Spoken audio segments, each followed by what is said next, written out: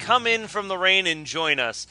The couple of American Gothic from a long night of bullshit and sharp stabbing pains. Whether you're an obnoxious punk rocker, a lovable oaf, or abusing parents, all are welcome to die in our house. We serve tea, let you listen to the radio whenever, and we also rip your face off and take your eyeballs out. Our Airbnb scores aren't great, but you don't really have a choice on horror movie night.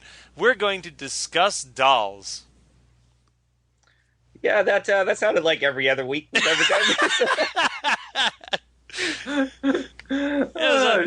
was like halfway through, I'm like, oh, I get where the tone is that he wanted for this, and I started it wrong. Hey, Matt. Hey. It's okay, because we're discussing your pick. This isn't my pick. Oh, it's not your pick? No, someone wrote in for this one. How stoked are you to be finally discussing this movie, dude?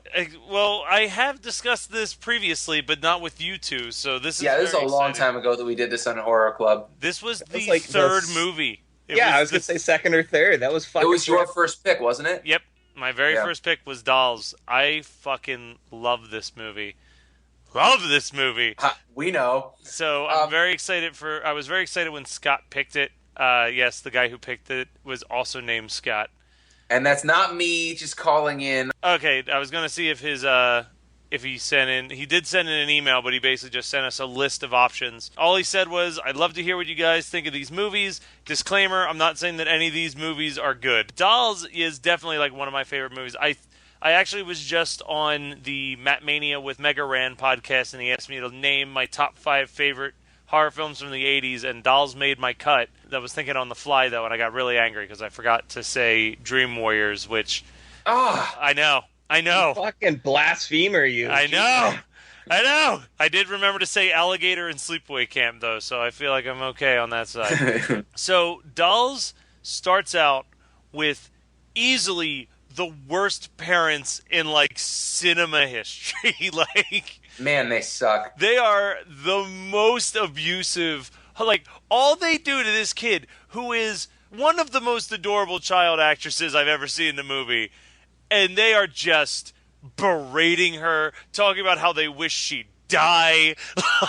Like they are so cruel to her, and she doesn't do anything obnoxious or wrong at all. She's just like a little tiny, I can't even think of how to word it. Like, there's lines. She is one of the few child actresses in horror films that can actually deliver comedic lines, and it's like believable and funny. And there are times in this movie where I was like, ugh, child actors, and then she was like paired up with other people in the scene. I'm like, you know what? She's doing a lot better than the adults in this movie. So 3 things. I couldn't remember why the guy married the ugly troll of a woman, and I was like, it's money, right? And then I was like vindicated later on. There's like a note much later. It's like, oh yeah, money. But man, she sucks so bad. I have some serious questions about stylistic choices in this film. The first of all being the fact that Rosemary, the mother-in-law, evil stepmother, is always wearing a wrap on her hair. Yeah, I don't know what the deal is with that. I remember the 80s, and I don't remember that being a thing, so I don't know. But the dad sucks just as much. Like, really, really. But, I realized one of the main reasons why you love this movie so much. Because Ralph is like a chubby... he's a chubby schmosby. He just looks like fucking Mosby. He does. He does look like Ted Mosby. No. You know who he looks like? He looks like the kid that played Rudy and was in like the Lord of the Rings. Oh my god! Sean, he does look like Sean Astin. It was fat Sean Astin. Just Sean Astin. So you know the story behind this movie, though, like why this movie even exists. No, do tell me. They were used to do the giant murderous teddy bear scene. No, that is the best scene in the movie. It blew the load so early in this movie. They shot From Beyond. Okay. And then they had to wait like a couple weeks to finish up some special effects work, so they just wrote and shot this movie on the set of From Beyond just to kill some time while they were waiting for everything else. That is mind-blowing. Yeah. I would never... Like, if you'd been like, hey, this was filmed on the same set as a movie that you know and love, I'd be like, okay, what? I would have Castle never Freak. once guessed that it was from Beyond. Same set as Castle Freak. What? Was that really? No, but I would believe it, actually. That wouldn't shock me. I can't imagine that there's a ton of castles that Charles Band has at his disposal. That does seem like such a total Charles Band maneuver, though. He's like, shit, we got 15 minutes to kill. You guys want to make a movie? We can turn it to an hour, don't worry. Yeah, Charles, what do you want to make the movie about? I don't know, fucking dolls. We'll just do dolls again, whatever. Well, this was the first of the Dolls movie. This is 2 years before the first Puppet Master. Oh, this is Holy shit! Yeah. You see his fetish really kick into overdrive here. Like, he's discovering something inside himself. This definitely woke something within him. But so Scott, you already brought it up, so let's dive right into it. The fucking dream sequence with that teddy bear is so good, and the best part is when the fucking bear shrugs. Oh my god! She just like Teddy, and he's like, you got me. He's brave. Happy-go-lucky song credits start rolling, and it's just like, Dude, this movie could have ended there, and I would have been still like, this movie's awesome. if this movie was a 15-minute short just about a killer teddy bear, it would have been Oscar worthy. But unfortunately, that is just a dream sequence. And Rosemary, Judy, and I don't remember the father's name, Who cares? make their way into this spooky old house of a former toy builder and his wife. They're both very eccentric, and they love toys. And the thing that I like about this movie is that it kind of has that, like, it's a fairy tale movie, and it's like there's parts where it feels super aimed at children, and then there's like the teddy bear scene or the person with no eyeballs in the attic. I have a note about that as well. It's much later, but the whole point, though, is to me it comes to fruition with the note at the end, which I don't want to jump too far into it, but it really seems like this movie is kind of awesome in that sense where it really does seem like a story a kid would tell you, just gored up. Yeah. And then the teddy bear came and he mauled mommy and daddy because they're evil. And then we went to this house, and then there's an old man and an old woman, and then this friend Ralph shows up, and he brings two girls with them, and they're naughty, and so they get killed by living dolls. But then inside the dolls are miniature people. I mean, come on. I mean, doesn't it seem like... It's Axe Cop, the horror movie, essentially. Yeah, it does. It's like if a little kid was telling you this story, but you were using your adult imagination to like fill in those blanks. And it's like, yeah, and then the bear ate the parents. And I'm like, oh, I wonder what that would look like. Pretty fucking graphic, I bet. And then the bear attacked. Like, holy. Okay, this is definitely a great example of why Adam should not reproduce. Yeah. Yeah, I'm sitting there telling the kid, I'm like, yep, absolutely. It's swipe. A bear swipe can actually decapitate your head. That's how strong they are. Did you know that? I didn't think you did. No, you didn't. So they're joined by Ralph and two of the most annoying British hoodlums that you'll ever meet. Oh, I refer to them as Trollop 1 and Trollop 2. I don't actually remember their names. I called them trash punks the whole movie. Can I just, before we get too far ahead, I want to say that the evil parents, I mean, we've met this family before. Now, we've never seen the parents, but we've met the family because they had a son, and they let him wander off and run around in the woods, and then he found a spooky birthday party in a house.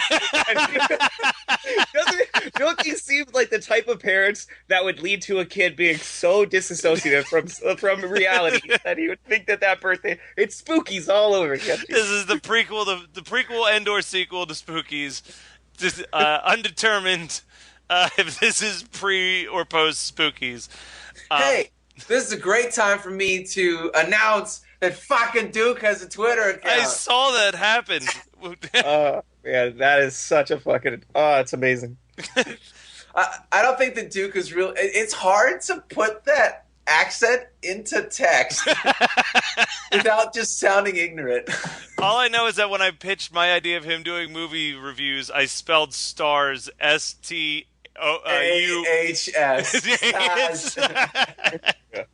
You gotta shoot for the moon, because even if you miss, you'll still hit the stars. So the British gals are planning to rob the building, and then one of them is attacked. Unseen still. We still aren't sure that it's toys, but we're pretty sure it's toys. It's called fucking dolls. Look, Fuck. you never know. What a couple of fucking stupid degenerates that it's like, we're trapped here, we can't leave, we're in the rain, and it's like, well, better rob the place while we're here. It's like, you fucking idiots. What do they call it? Antiques? Yeah, antiques. Antiques. Are they antiques? Oh, shit. Oh, shit. Yeah, man, fuck, I can't stand them. I refer to the blonde one as punk rock Eliza Doolittle because she is so unrefined. She's like, what's wrong with the way I talk? Jesus Christ. Everything. You sound like you have horse shit in your mouth. It looks like it too. The brown-haired one, man, the brunette's teeth are. She looks like she was chowing down on some poop. When we get to the reveal scene later, where her eyeballs pop out, I think we just got there. I laughed so hard at that. I was like, still love that scene. I love that scene. I love that this is one of those movies where you know that it was sold on the poster, and they're like, well, fucking, we got to put that poster in the movie. Like, there's no other reason for that scene. Well, no, it's shock and creepiness, and I agree. I think it's awesome for this movie. It's required. So Ralph is accused of murder. Now, if they would have just shut the fuck up for 2 seconds, they would have realized that there's no fucking way that he would have been the killer. Ugh, I hate the parents so much. Especially because this is the only time they suddenly care about this daughter who they've wished death upon at least 6 times in the movie by now. Yeah. Ralph and Judy continue to hang out because Judy's like, fuck you, Mom and Dad. I like Ralph more than both of you combined, so I'm going to hang out with him because he's like a fat child. He is like the lovable oaf. Like, he's very childlike. And his life is spared by the toys because they sense that childlike wonder inside of him. So Rosemary's. Wait. So I love the part. Well, so 2 things. One, you should never trust an old man with big crazy hair. I've said it a million times, and this movie reinforces it. All right. And I have another adage that I need to remind you guys of. Toys are very loyal. That's why you only need one dildo. And that's a fact. That's a Matt Kelly fact. So Ralph still isn't sold on the little people, as Judy keeps referring to them. But then suddenly the punch doll that the old man gave her talks.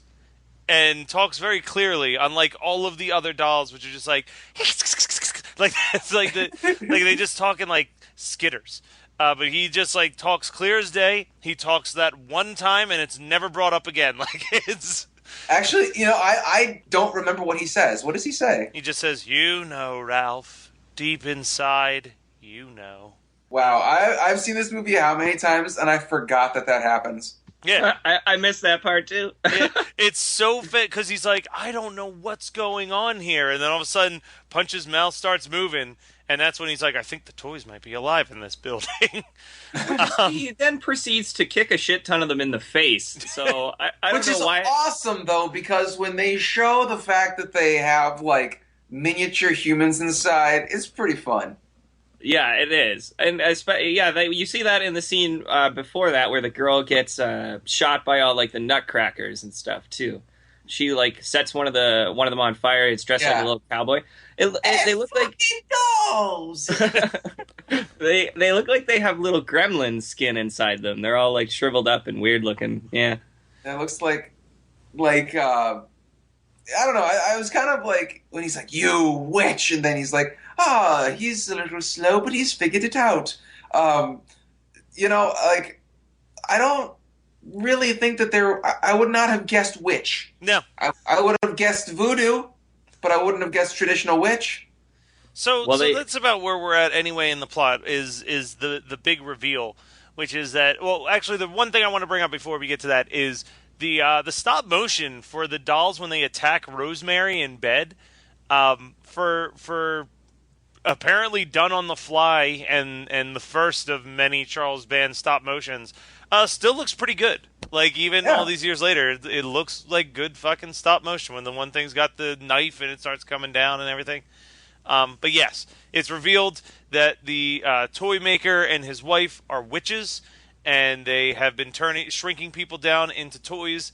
And then we get to witness Judy's dad shrink into a replacement Punch doll because he destroys the other one. That was pretty fun. There's one question. I mean, I guess that's another question I had about that. I mean, I really liked that transformation, but why wasn't there any human body inside the Punch doll? Because it just doesn't really fit with the whole point of having the surprise, like, oh, people inside the dolls. Yeah, I don't know. It didn't really line up, especially since every other doll we saw that got busted open had that inside of them, right? Like, yeah, yeah, literally every single one. But I want to just point out that in this transition from human to doll, he definitely does look like Sloth from the Goonies for a couple of shots. Yeah, some of it looks really cool, and some of it not so much. Like, I'm like, oh my god, he's freaking out! Somebody get him a Baby Ruth! Holy shit! Like when he's got the giant prosthetic hump on his back, I'm like, well, this doesn't look so good. But the actual shot of him like shrinking down as the little doll legs kick and everything actually looks really well done. There was like the effects really wavered a lot. Like there was the times when you saw them in stop motion and that was cool, but there was other times where it looked like they were literally just throwing dolls at people and people were like, oh shit. I have to argue the opposite. I think the stop motion looks less good than when they're like throwing the Punch doll across the room because he's like, you know. That's the exact noise that he makes as he soars. Yeah.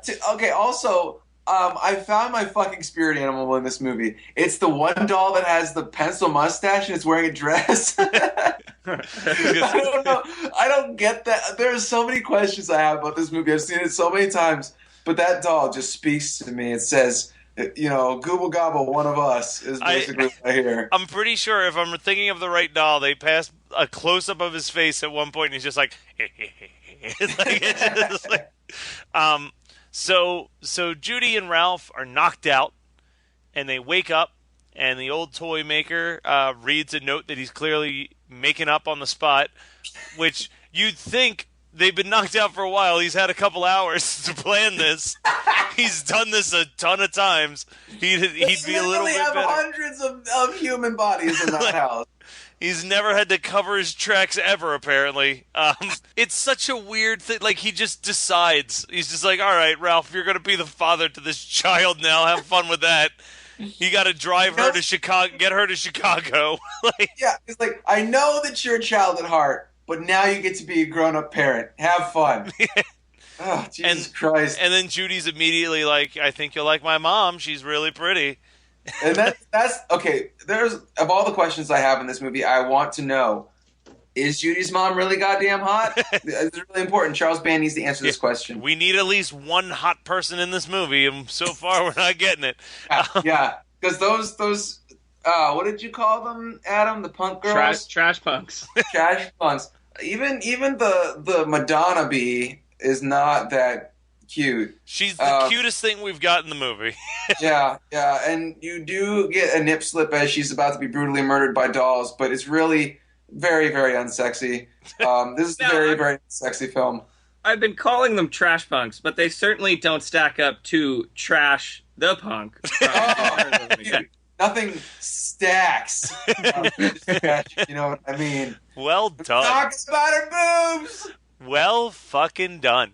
Man, I should be more careful who I have on our Twitter, because I've been checking our Twitter, like, at work, and at least once a fucking day, because I'm following all these horror people, at least once a day, there is a naked Scream Queen on that fucking Twitter feed. And I'm like, oh shit, what? Can I have the handle information for that Twitter? Because I need to start my day off a little bit better. Yeah. No, see, because if I give you that, you're going to be handling all sorts of stuff. And Scott, we know for a fact, is not against looking at nude people while sitting at his desk at work. Oh yeah, he'll just sit there, watch killer work at, and he doesn't give a fuck. That was my old That was my old setup. I moved to a different building and now have no privacy with which to watch killer workouts. So that will never happen again. So I'm a normal employee again, and it's boring. What can you do? Sorry to disappoint, I guess. Yeah, real sad day for me and my penis. So there's a point towards the very end of the movie where the toy maker and his wife suddenly seem super evil. Yeah, what the hell? Like out of nowhere, they're just like, "You could stay here with us, Judy." Like, and then you're like, "Oh no!" Like, and then I like the look of the dollified versions of the four victims. Like, if they sold that as a set, I would kind of consider buying them because they're just the right level of creepy. You have no, you have no like concept of not buying shit when it goes on sale. So that's not saying much. Oh, you mean like how if you go into my guest bathroom, directly above the toilet is a statue of the Ghoulies poster?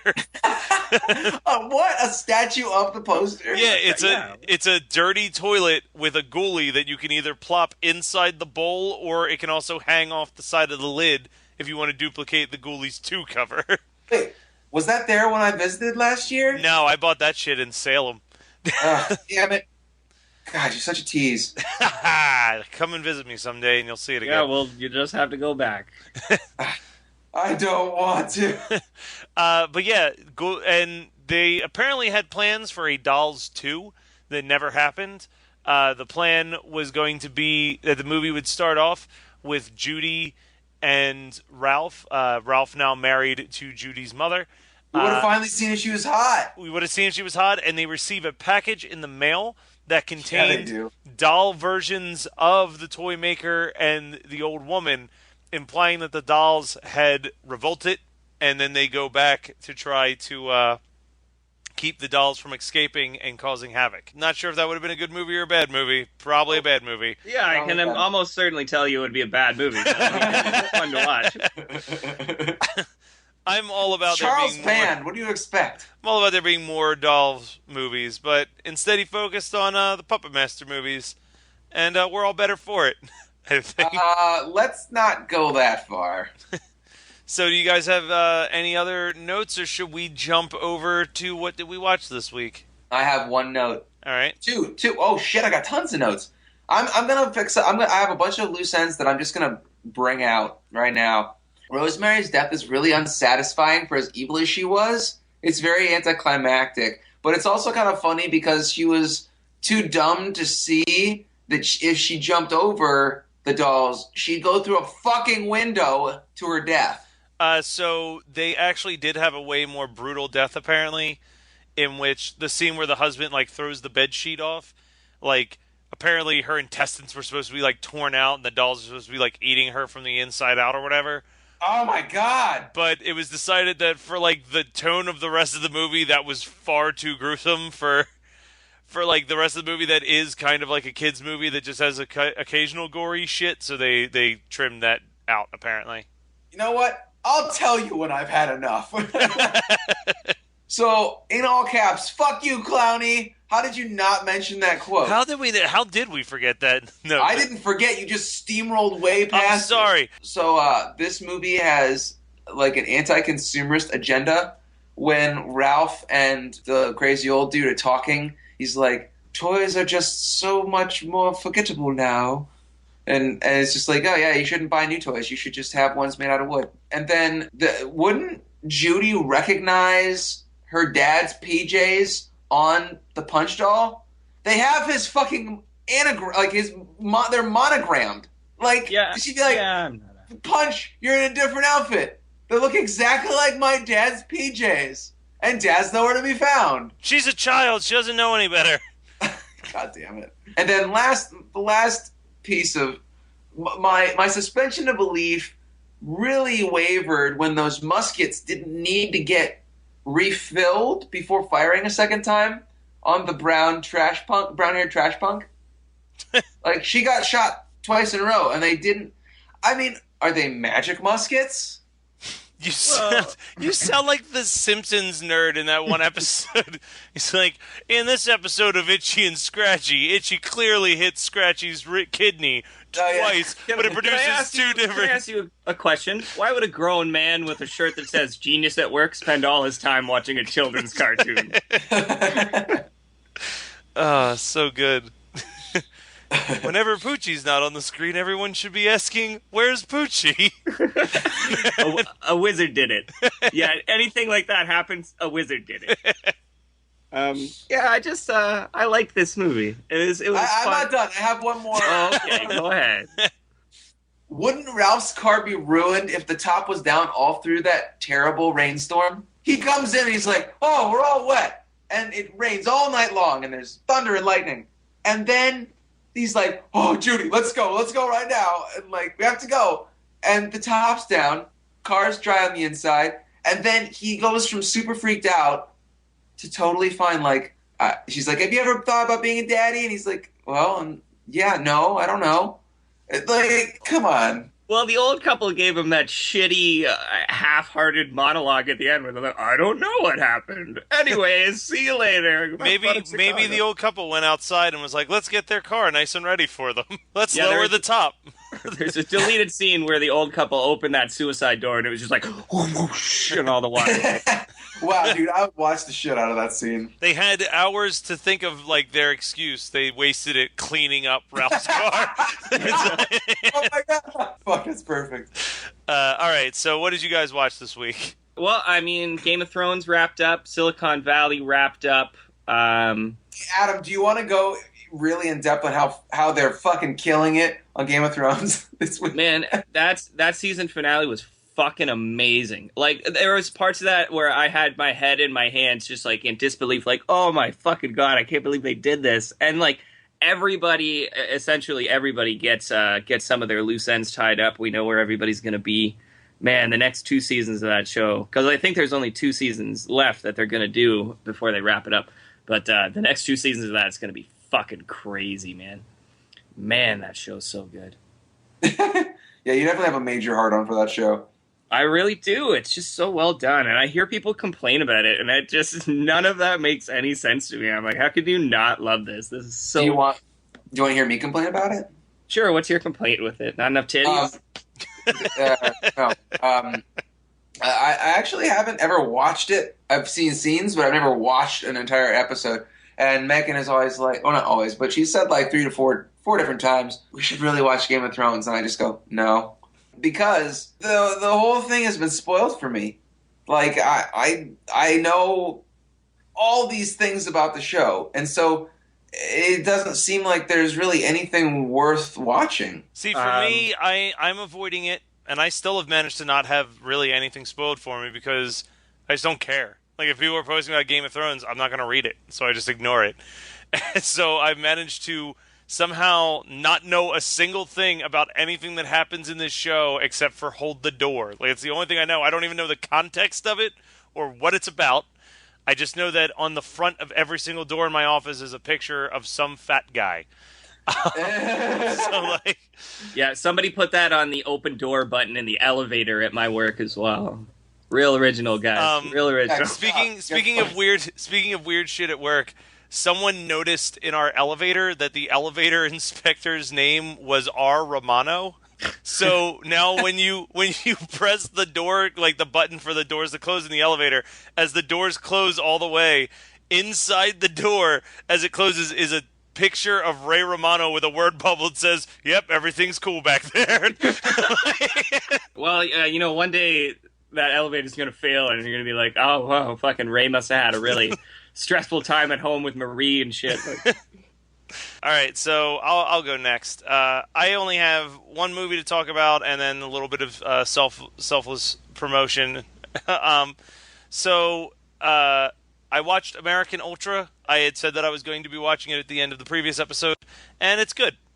Yeah, you liked it? Yeah, that's literally all I can say, though. Like, it's not like it is literally a good movie.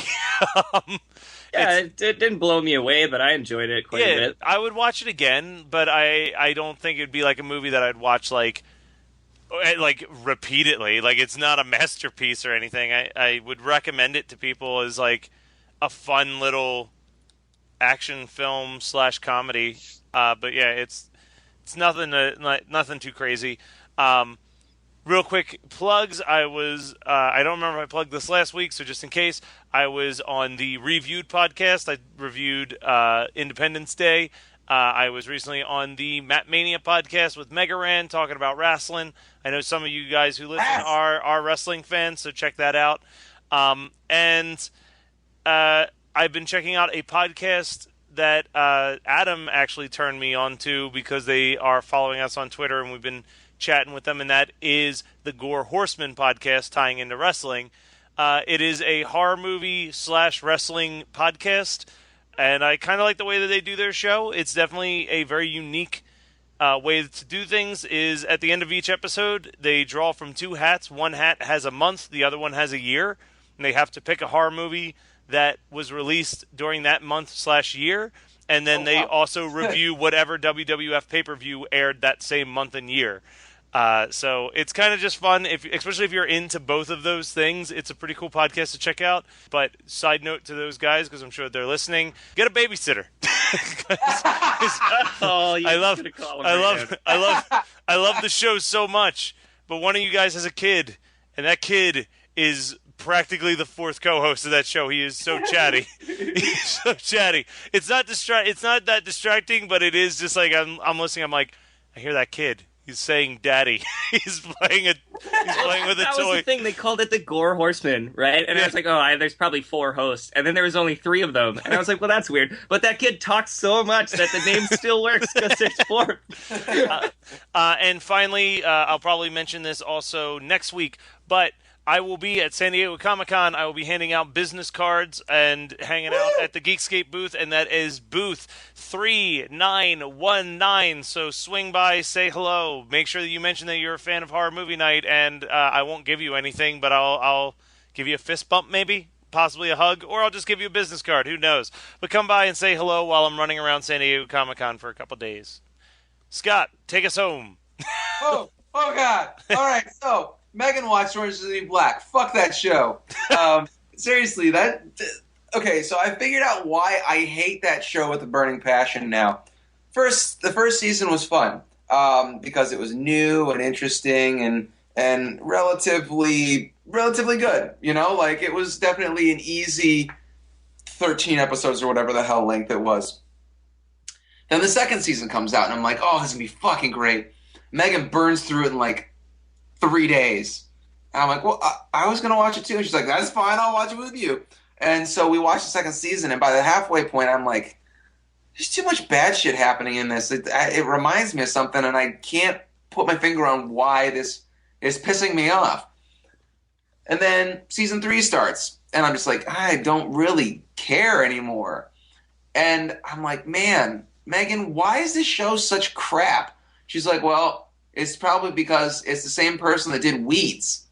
The same show head is the main writer, I guess, is the woman who did Weeds, which had the exact same trajectory. First season, hilarious, fun, awesome. Second season on, garbage. Just taking the main characters, and if there's like a coin toss for like heads, right decision, tails, worst fucking decision ever, it's always tails.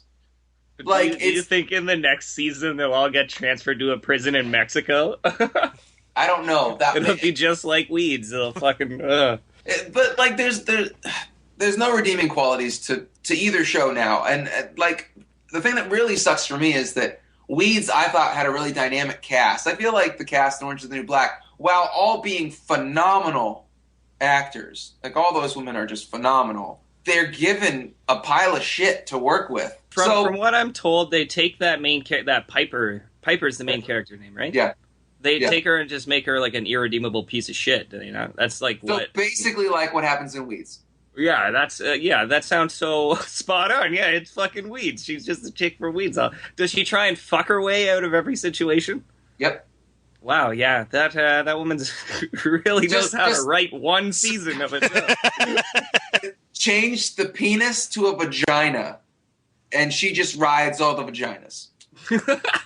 Yeah, I don't know what demons the show writer is trying to work herself through, but yeah, she's got a one-track mind, and it's, hey, how can I make everybody hate my protagonist? How do you think the real life Piper must feel about this though? Because I'm pretty sure like the real life person that she's based on was in jail for like 9 months. Like it was. I didn't even know it was based on a real person. Yeah, it's based on a memoir.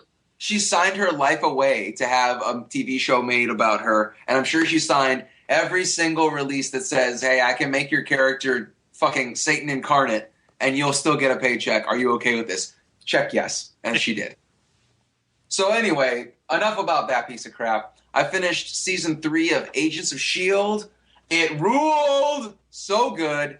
It was just it's a great companion to everything that's happening in the MCU right now. They really do small screen very well, and it's still a spy show. Like, it's got sci-fi elements to it, and I think that they've gotten very, very adept at mixing spy shit with aliens. It's really cool. I don't know. I mean, I know a lot of people that the fandom, if you will, for Agents of S.H.I.E.L.D. Are less impressed with this season than season 2, but I love them for different reasons, for sure. And they are already working on season 4. It got greenlit in March, which was like 5 weeks before when normal shows get greenlit, which is awesome. But it is disappointing that Agent Carter, which is the 1940s TV show based on Captain America's pseudo-girlfriend, Peggy Carter, starring Haley Atwell, did not get renewed for a 3rd season. But I know that all the actors and most of the writers of that show are pushing for either a TV movie or like a 4-part miniseries, or finding another channel or whatever, somebody else to bankroll a 3rd and final season to kind of give them the bookends that they need to wrap up their stories. So I would love that. But yeah, if you don't watch Agents of S.H.I.E.L.D., you guys should really start from season 1. I've been trying to get Megan to start, and she just doesn't want to. But it's okay. She's got more than enough stuff to watch, and so do I. And I don't necessarily need her to watch more superhero stuff. She's a beautiful person for watching The Flash with me every week. Something that she and I watched together, which was a real out-of-left-field pick. Over the weekend, we watched Overboard from 1987 or 88, I think. The Kurt Russell movie? Kurt Russell and Goldie Hawn. I told you, it was weird. She was like, let's rent a movie. And I said, okay. And she said, I want something light. And I said, sure, me too. And she said, okay, something older. And I said, okay, that's cool with me. And she said, it doesn't have to be from the 50s or 60s. I said, great. And so, I don't know, we kind of were looking at we got onto 80s comedies or something, and it came up, and she was like, oh, I remember that movie being funny. I watched it as a kid. And I said, well, let's watch it, because we just watched Death Becomes Her a couple weeks ago. So we rented it, and it's pretty fun. Now, is that the one where she has like memory loss or whatever? Yeah. Okay, yeah. And here's the weirdest thing. So Goldie Hawn at the beginning is this rich bitch. She's just like a really awful woman, and she's married to the head vampire from Lost Boys. Okay. And then their servant is Roddy McDowall, who plays Peter Vincent in Fright Night, which I thought was hilarious. And I'm like laughing the whole time, so I'm like, it's the guy from Fright Night, it's Peter Vincent. And why isn't he killing his boss? Because he's a vampire. And then, so the whole crux of the story is... God, Scott, you're such a loser. Says the guy who's not married. I know. That's what I'm saying, though. Like, I love Megan so much because she deals with, like... All she wants to do is watch this nice little romantic comedy that has nothing to do with horror movies at all. And you probably made the same joke about the one dude slaying the other dude, and she's just sitting there like, I just wish he'd asked me if I liked Kurt Vonnegut at this point, because I'm already sick of this joke now. He already did that 8 this morning when we got out of bed. But I just imagine her sitting there like, why you always gotta bring it back to that? Okay? Why can't we just watch a movie? It's scary. It's like you guys are watching me closed caption TV in my life. Yeah, I really knocked it out of the park with her. I don't know how I got her. Seriously. I'm not that attractive or charming or talented or anything. She's gorgeous and smart and funny, and she's got a great job. She could have anybody. She picked this for her life. But anyway, you guys think that I'm making up the comparisons, but Roddy McDowell was the executive director. So Peter Vincent was the executive director of this movie, if I remember correctly. It might be executive producer, but I'm pretty sure it's director. There's a scene. Okay, so the crux of the movie is that Kurt Russell, not Kurt Vonnegut, is this handyman goes on Goldie Hawn's houseboat, which is a giant yacht. Sorry, not like Don's houseboat or whose houseboat it was. It was Don, yeah. Yeah, but it's like this giant yacht. And then she's like drunk at night, falls off, and washes up in this podunk town. And they had a fall. She and Kurt Russell had a falling out. She's got no memory. He sees it on the news and it's like makes up this story that she's his wife because he just moved into town, so nobody knows that she's not. So then he's like, "Oh, I'm just gonna like make her pretend to be my wife and clean up the house and watch the kids while I go get drunk with my buddy at the bowling alley for a month, and then I'll tell her the truth." And then he falls in love with her and blah, blah. But there's a part where one of his like 4 sons, they're like tearing ass around the house. And he's like, "Guys, can you keep it down?" And the youngest one's like, "Dad, my brothers are trying to make me drink blood. So come on, that's 3 vampire things. It has to be." What a fucking stretch. Come on. You know what I love is I love that people have subscribed to a podcast called Horror Movie Night and listened to 5 minutes of Scott explaining the plot line to the rom-com overboard.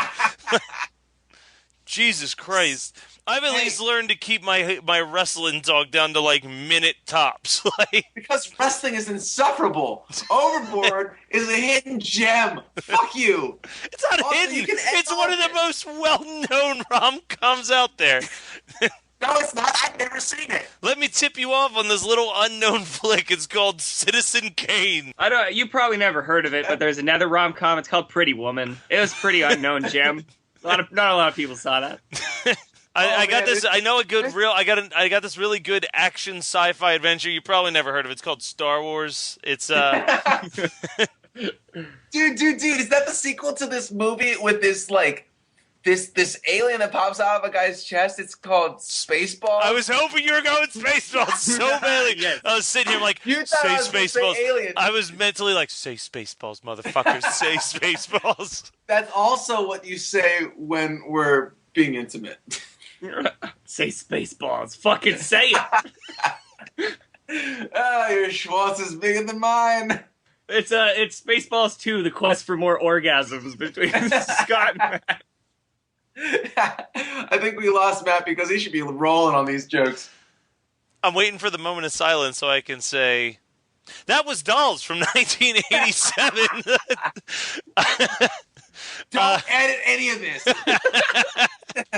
So we're recording this before the Twitter takedown, so I'm not going to say thank you to anybody just yet because I don't know if you all bailed on us or not. Fucking hopefully it went well. We had a good turnout. Here's hoping it was a blast. So Hey guys, you can pat me on the back for my cover song now. yes. So make sure to send us some of your requests at hmnpodcast@gmail.com. Adam has absolutely been killing it running the Twitter account, so now you should also check out HMN Podcast on Twitter. And, shoot us some love. Send us some ratings and reviews and all that good jazz on iTunes because we appreciate it. It helps bump us up in the ratings. if you haven't subscribed to SoundCloud, we're like really fucking close to 200 followers on SoundCloud. So if you haven't yet, go to soundcloud.com/horror movie night. We are making Jonathan London shake in his boots because our episodes are getting so close to the numbers of Geekscape every week. It's not even funny. So, hey, you missed a very important shout out. Twitter @fucking Duke, FAHKINDUKE, fucking Duke. We'll give you 5 stars on your fucking movies. It's gonna review everything. Do all the coke. Stare at all the boobs. Me and Alicia going downstairs to have sex in that fucking mess down there that one monster's left behind. We're gonna drink some shitty wine. And finally, if you haven't listened to it yet, you probably had received the bonus episode that we released that was our best of episode, our kind of 1-year wrap-up.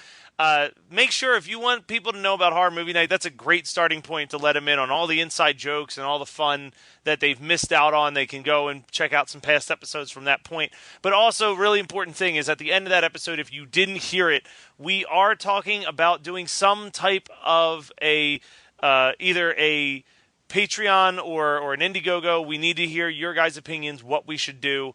But we want to really start hitting some conventions, and that costs money, especially when all 3 co-hosts live in completely different locations. So let us know. Is this something you'd be willing to donate to? What type of prizes would you want? And would you want to do a monthly payment, or would you want to just do once a year? We bother you for some money to plan out our summer of hitting up conventions. So let us know. We definitely want to meet some of you guys in person, and the best way for us to do that is to go to these conventions, set up booths, shake hands, hand out cards, and record some episodes. Thank you guys always for listening, and don't forget to send us your picks for movies that you would like to hear us talk about at hmnpodcast@gmail.com.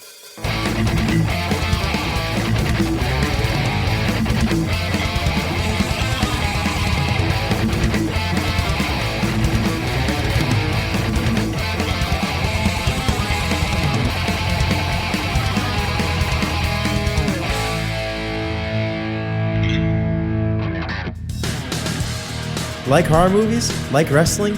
Check out the Gore Horseman podcast. Each week, we pick a month and year and review the world of horror and wrestling at that time.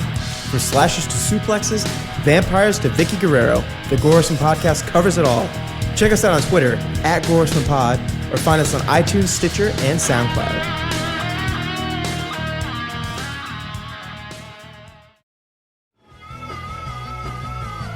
You're listening to the Geekscape Network.